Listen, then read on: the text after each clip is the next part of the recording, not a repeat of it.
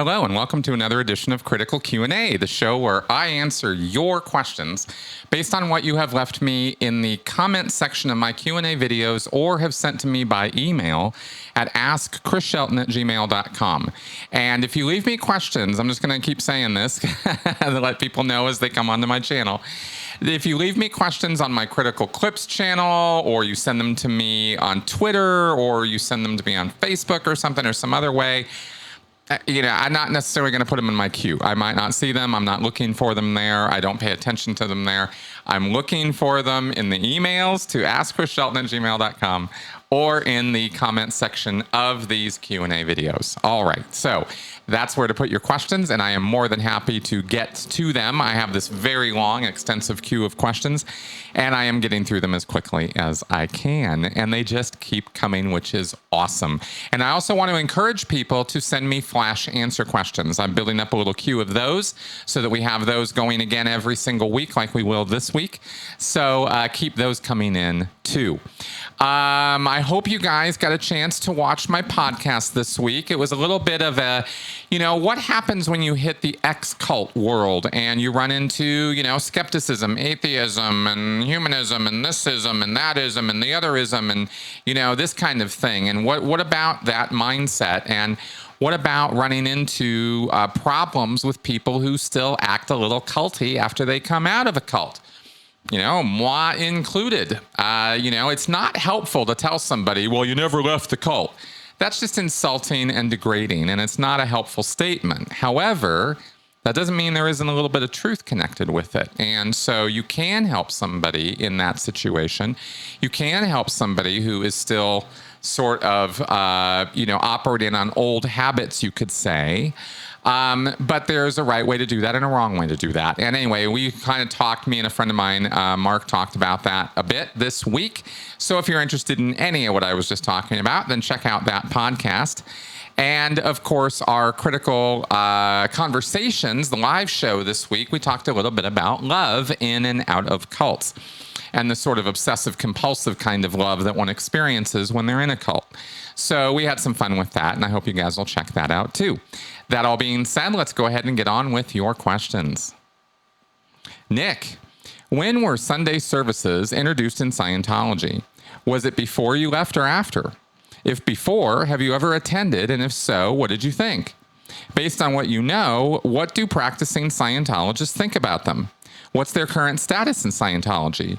Are they still held? Or have they been suspended because of COVID? If so, do you think Scientology would eventually hold them again or forget they ever existed and erase them from the official history? Thanks for this question, Nick. I have broken down in the past in some detail the exact anatomy of a Sunday service in Scientology, all the steps they go through. And you can even find that clip on my Critical Clips channel. So I'm not going to repeat the whole anatomy of what a Sunday service in Scientology is, but I will address each of your questions. Sunday services, as I understand it, were introduced quite some time ago. Ron Hubbard created the creed of the church and marriage ceremonies and rituals, funeral arrangements, that kind of thing, way back in the 1950s when they needed to submit all of that kind of thing and put the religious trappings and sort of smoke and mirrors, right? The curtains, right? In other words, the religious veneer that Scientology maintains is really just that. It's a veneer. It's just a cover story.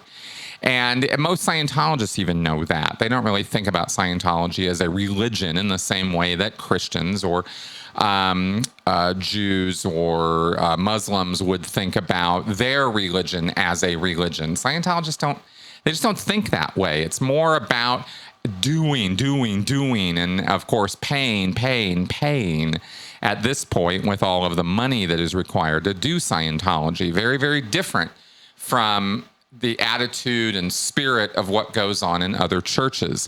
It's really kind of it's a very different kind of beast. And I only emphasize that because, to continue with your answer here, While the Sunday services were introduced, or perhaps that was part of the whole thing that came down in the 50s, and various lectures and various things were put together that would be this was around the period of the Golden Dawn. This was Phoenix, Arizona. This was Hubbard trying to put on a good public face and get Scientology known as a religion, because he had to create this whole other entity separate from the whole Dianetics thing. Dianetics had tanked. It was a whole fiasco. And he was now starting anew with this religion of Scientology. Okay, so that's kind of its origin story, or its roots. Now, as far as, but regular Sunday services being maintained in churches ever since then, not quite.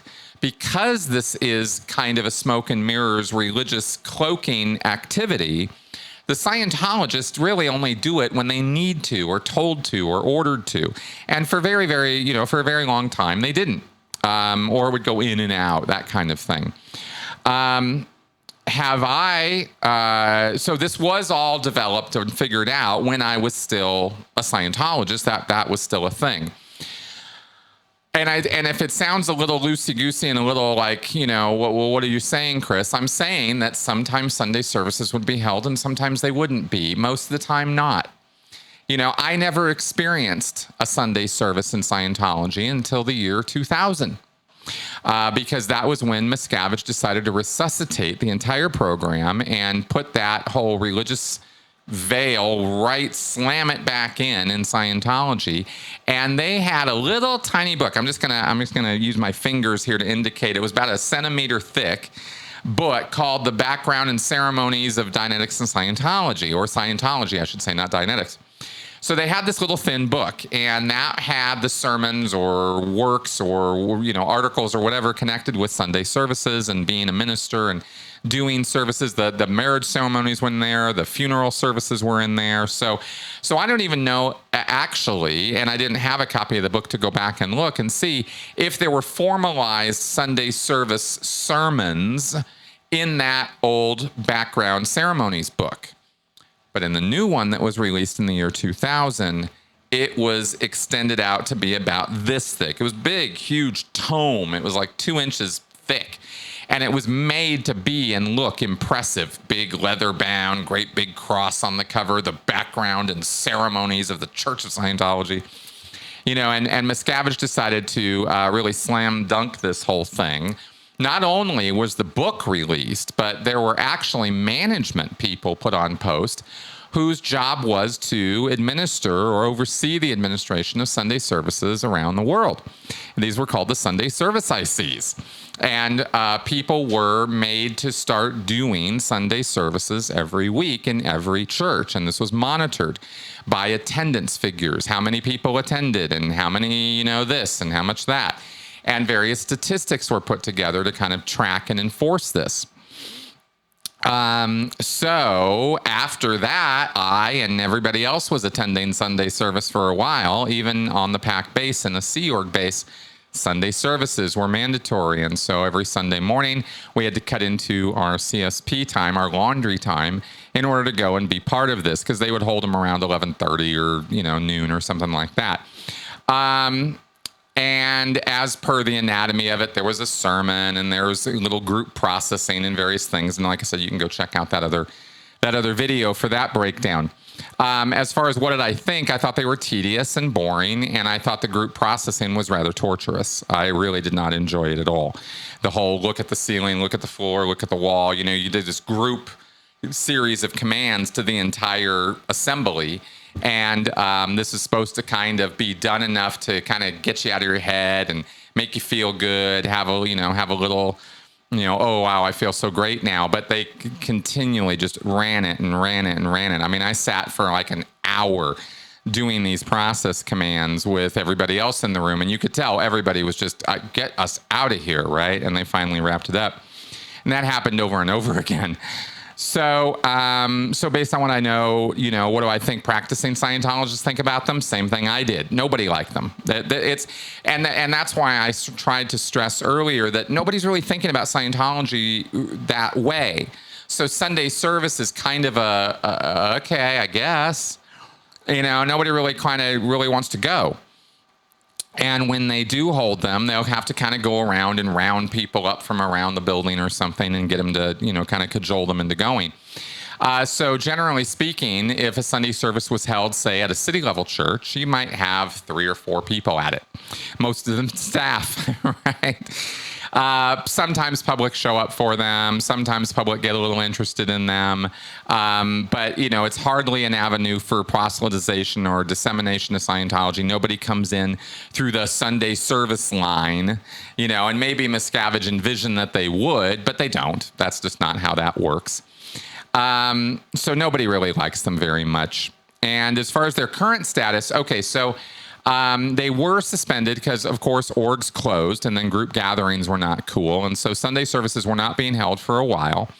They are being held again. I saw an ad for one last week at Flag. And I see various Mike Render posts on every Thursday. He gets collections of promotional materials from various churches around the world in Scientology, and he'll post them. And so I saw some flyers or advertisements for Sunday services being held in various places. And so, yes, it is still a thing, and they are still randomly done. But the whole Sunday service, in charge thing and keeping track of it so closely, all of that was, 20 years ago. Nobody cares now. So I understand that they are still held randomly from time to time and place to place. But again, nobody's really, tearing down the doors to get in or be part of those. They are boring as hell. I can't stand Scientology Sunday services. They are just, they're boring. That's really the best word I can use for it. Tedious even. Okay. Do I think Scientology will hold them again or forget about them? I think that they're just going to kind of continue sort of puttering along, randomly being held for as long as necessary, or as long as people are still kind of semi-interested in them and at the individual church level. If there is a need for Scientology to put its best foot forward as a religious organization that is truly a church, then you'll see, orders come down again and everybody dutifully marching into the chapel on Sunday to be part of the Sunday service. But again, it's going to fall right out of place because there is no bridge progress. There is no permanent gain. There is no real reason for any Scientologist to go to a Sunday service. It's not moving them to clear or OT. It's not helping them or teaching them anything new. And the group processing tends to be, like I said, rather torturous. So for all of those reasons, ain't nobody got time or interest in Sunday services in Scientology. And that's really kind of the bottom line with it. So I hope that gives you a completer picture of what's going on with that. AC. The military has preferred postings, such as Hawaii. Is there such a thing in the Sea Org? Are there places highly sought after or places to be avoided? Thanks for this question, AC. There were, at least. I can't speak now because I've been out for 10 years, so I don't know what the current cultural norms in Scientology are in regards to this, what kind of aspirations people have as to where they want to go. I can take some guesses, though. So what I'll tell you is that when I was in, it was very, very big deal to go up to gold, up to management, right, in San Jacinto. Now, we didn't even know it was in San Jacinto. We just knew it was up lines, and that was the place to go. That was considered heaven on earth as far as Scientology was concerned. At least that's what we kept being told. This is the place where Miscavige was initially found, busted, or rather, this was where Miscavige was when he was initially beating and pounding on people. Jeff Hawkins worked there, Mike Rinder, Marty Rathman, all those guys, all those ex-international executive people came out of that San Jacinto facility. And so it was very, very, very far from heaven on earth, but that was the PR line that we were all being fed. So if you went up lines to, gold or to int, then that was, you were going to be breathing rarefied air, and it was going to be amazing, and everything was going to be perfect and on policy and on source, and it was going to be wonderful. And of course, now we know that it was the exact opposite.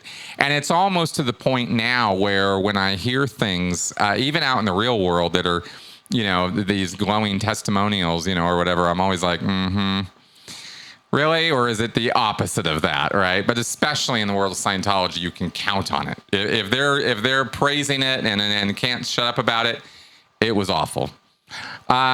Okay, so that was a place, though, that was sought after, and you had to become qualified to go there. You couldn't just pick up and go.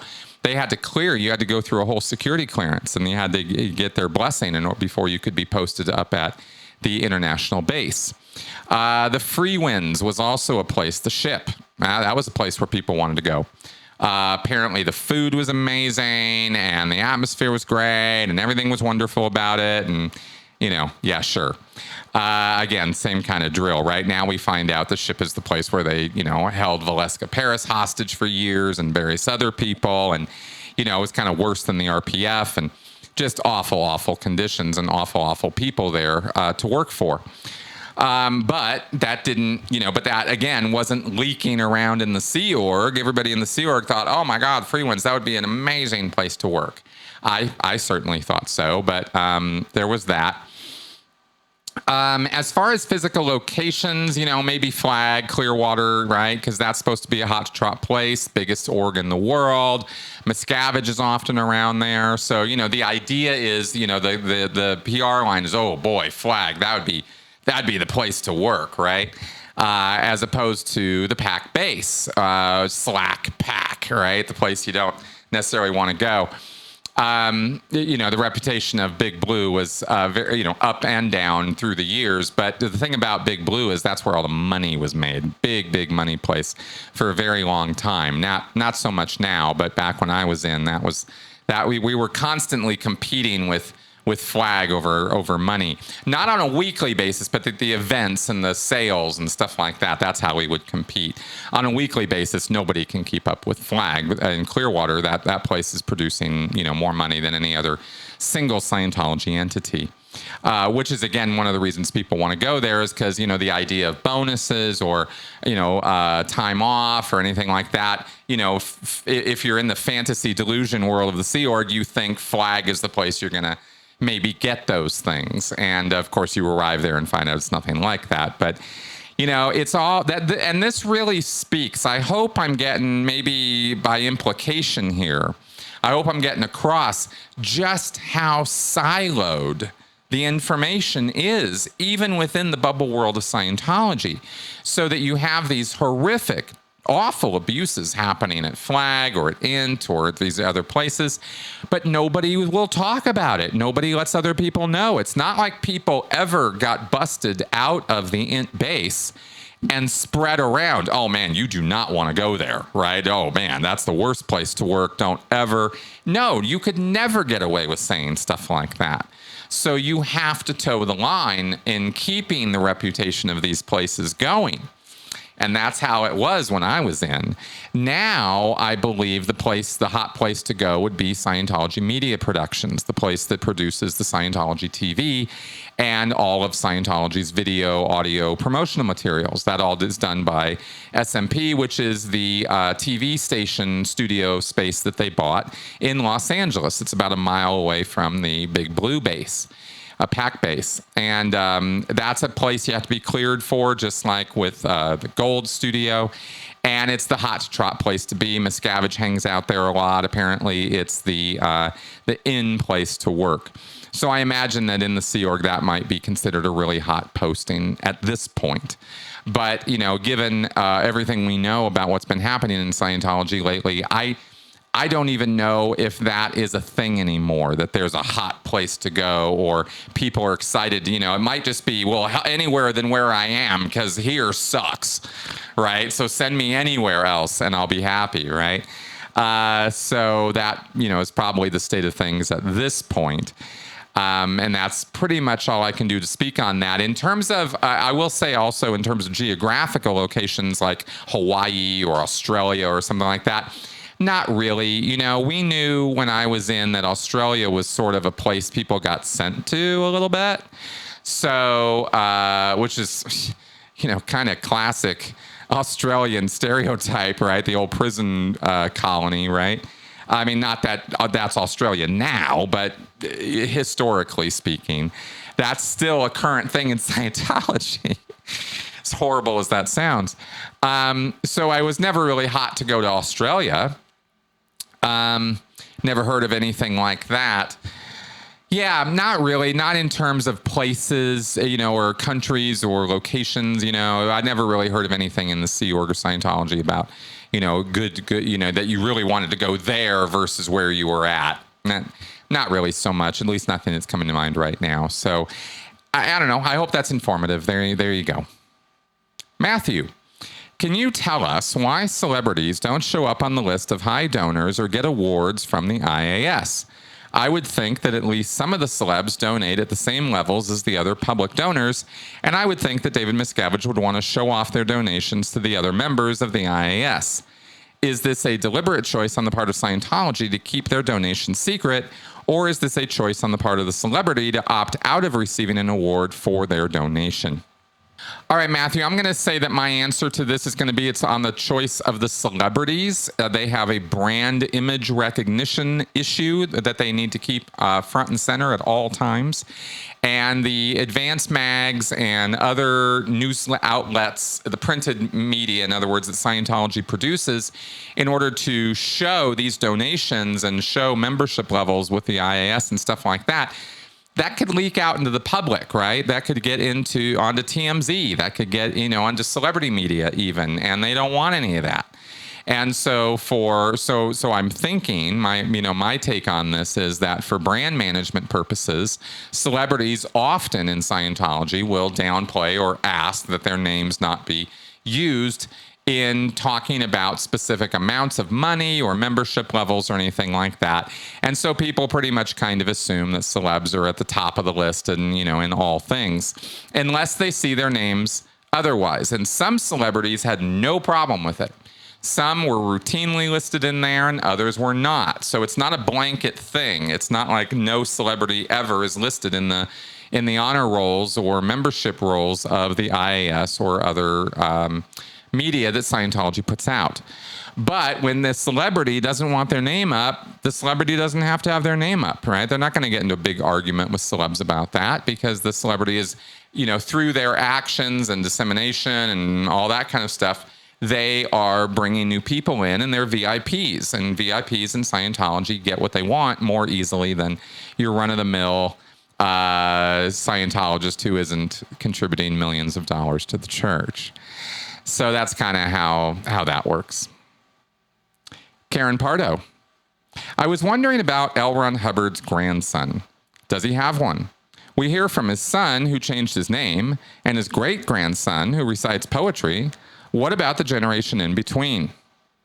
All right. Thank you for this question, Karen. And been sitting on this one for a while because it involved me having to go and look into Hubbard's family tree. And Hubbard's family tree is long and complicated, and I didn't actually trace every line all the way down. In fact, what I found was kind of interesting because what you have L. Ron Hubbard had 3 different wives, and he had children with each of them. He had a total of 7 children. He only claimed ownership of 4 of them. L. Ron Hubbard was a serial philanderer and a bit of a monster when it came to being a father, and a responsible father at that. He was married to Margaret Louise Grubb, and they had 2 kids, Catherine and Ron DeWolf.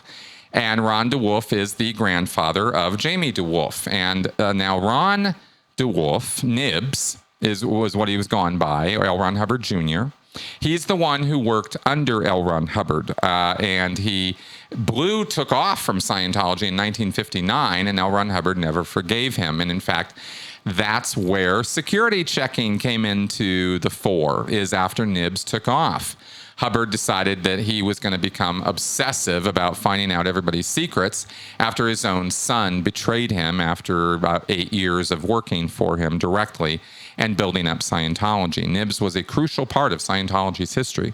So when he took off in 1959, Hubbard was pissed, and they pursued him for the rest of his life and made his life a bit of a hell. And he had a lot of back and forth, and a lot of the stuff we know about Hubbard's private life came from Nibs's writings. But he would renege on those because he needed money and the church would pay him off. And then and he did that back and forth a couple times. I think there was a Hustler magazine article or Playboy interview. And no, it was Hustler, I think. And I've never read that one yet. And there were other things. There was L. Ron Hubbard, Mad Men or Messiah, which was written by Ben Corydon, but apparently Nibs was cooperating at some point on that venture, and then the church paid him off again. So he had a very, very tumultuous relationship with his father and with the church as a whole. Now, Ron Nibs went on to have 6 children. And I don't know which of those children. I couldn't find out who Jamie DeWolf's parents are. It's not in his Wikipedia page. It's not in family trees or genealogy that I could find. So he's been keeping that pretty close to the vest. But one of Nibs's 6 kids is obviously Jamie DeWolf's father and mother. And or mother, right? Because they had, Nibs had Alexander, Deborah, Eric, Esther, Harry, and Leif. Those are his 6 kids, and one of them is the parent of Jamie DeWolf.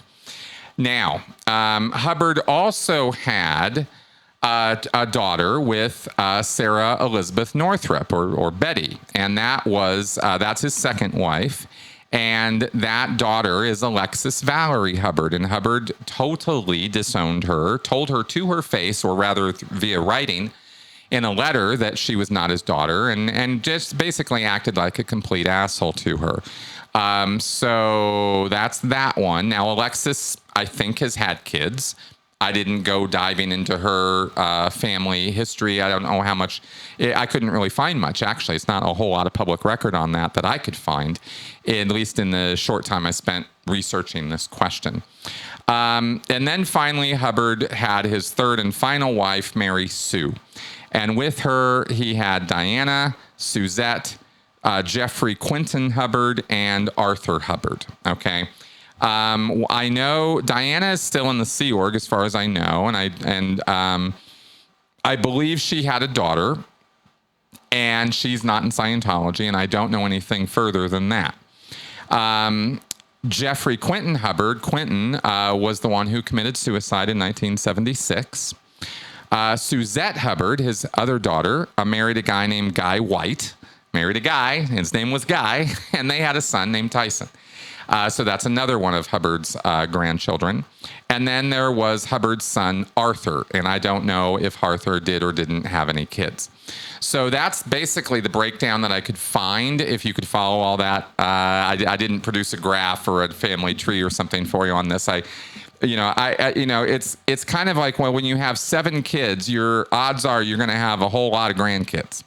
So to answer your question, Karen, yeah, of course he's got grandkids, and I don't know who they are or what their deal is, but very few of them, if any at this point, are actually connected with or loyal to the Church of Scientology.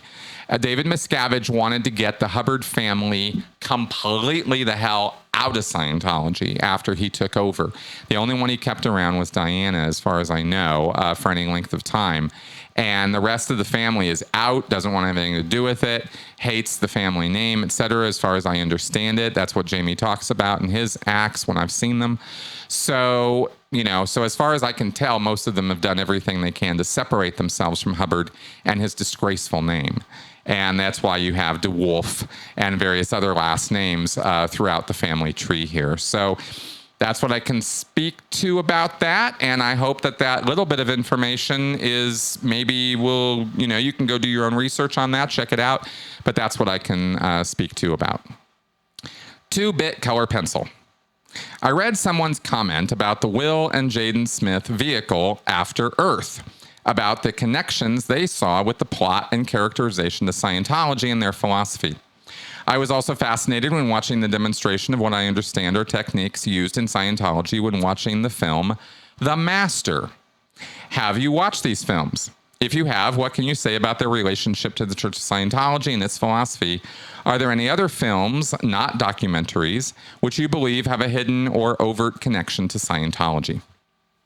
All right. Thank you for this question. And I have not seen After Earth, but I heard that there was a big volcano scene of some kind, and people were relating that back to Dianetics. And I can't speak rightly, to whether that was a correct supposition or not, but apparently there was some volcanic imaging in that movie that people related back to Dianetics. I don't know. As far as The Master goes, though, okay, now I've done a whole video review of that, and The Master is wall-to-wall Scientology. I mean, Paul Thomas Anderson can claim that it's not based on L. Ron Hubbard or Scientology, or that, there is no Scientology in it. But as far as I'm concerned, the guy who wrote and made the film is lying, because there is absolutely nothing but Scientology in that movie. And that is a very kind, by the way, interpretation of L. Ron Hubbard in that movie, and a very kind interpretation of Mary Sue as L. Ron Hubbard's wife in the movie, played by Amy Adams. They are way downplayed.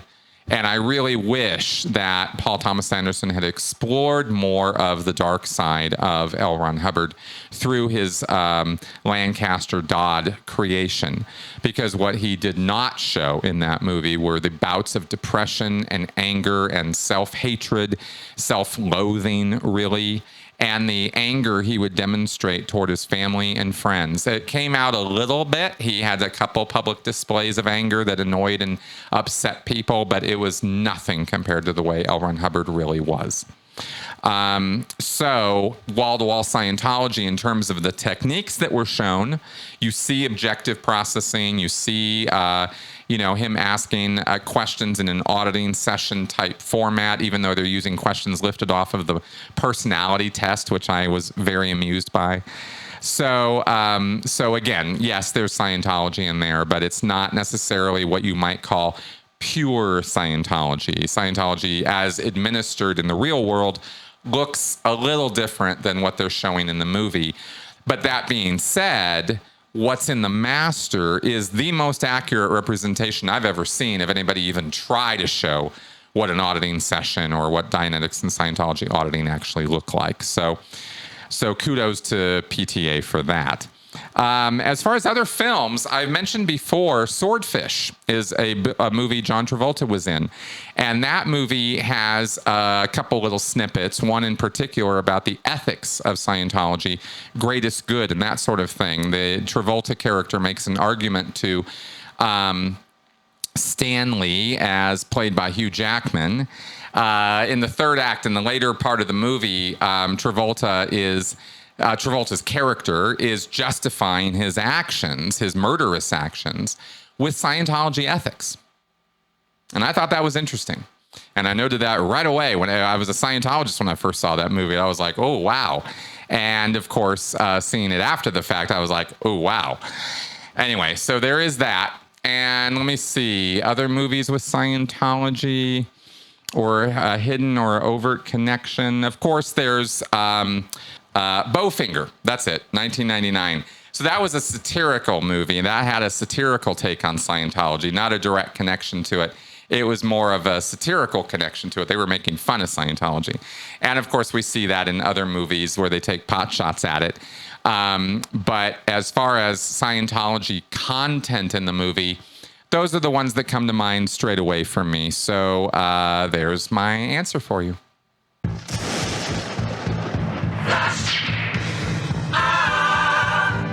All right, let's do some flash answers. Jonathan Perry. I was watching a channel called The Vile Eye, where they dissect the motivations of comic book villains. Thanos, the main villain in Marvel's Avengers movies, was a titan that wanted to solve overpopulation by casual genocide. Did this ever strike you as a similarity between Xenu and Thanos? Is this just a weird Easter egg or parallel thinking? Jonathan, I doubt that they are connected in any way. Xenu was a myth that Hubbard created in 1967 while he was otherwise drug-addled, as I understand it. And Thanos was a titan created in the comic books earlier than that. He first appeared in Iron Man, I think you had mentioned in some of the question that you sent me. I edited that part out. I do that sometimes, just for brevity's sake, that kind of thing. But Thanos is a cartoon comic book character, and maybe Hubbard was inspired by that. Maybe he wasn't. It's pure conjecture. I don't know.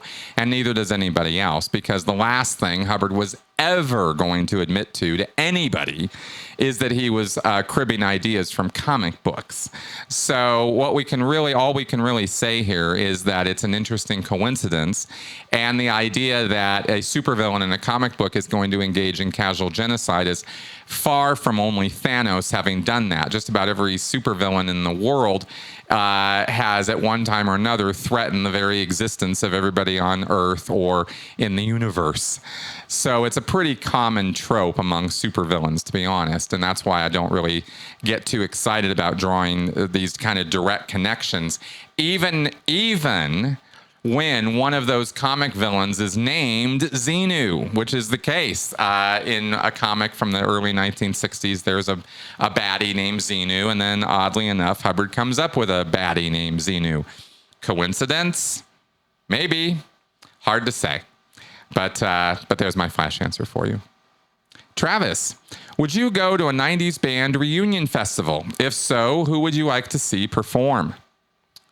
Thanks for this question, Travis. I actually did a little research on your question before I answered, because I was like, 90s bands. I don't really, because I was in the Sea Org through most of the 90s, or Scientology staff. I wasn't paying a whole lot of attention to the music scene in that decade, to be honest with you, just a little bit here and there. And of course, I recognize all the songs of the 90s now, but I don't really have fond memories and identification with good times connected with music in the 90s.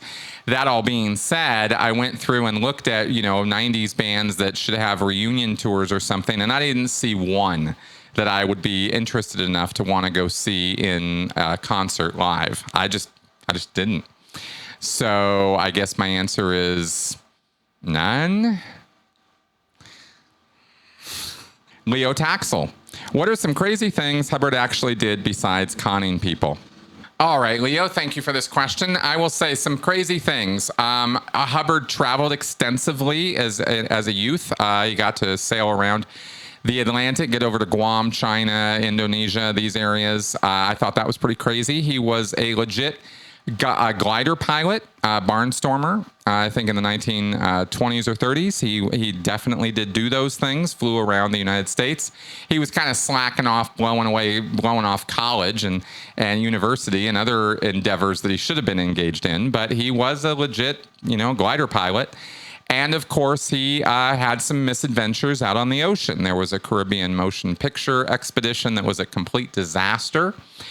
He sailed down with a bunch of kids that had paid him, I think, $250 each or something, and the whole thing was kind of like the Fry Festival. Or the Fire Festival. It was awful. It was like a complete disaster from day one forward, and it was all on Hubbard because he was the one who organized it and put it all together. So I guess that's kind of a crazy thing that he did.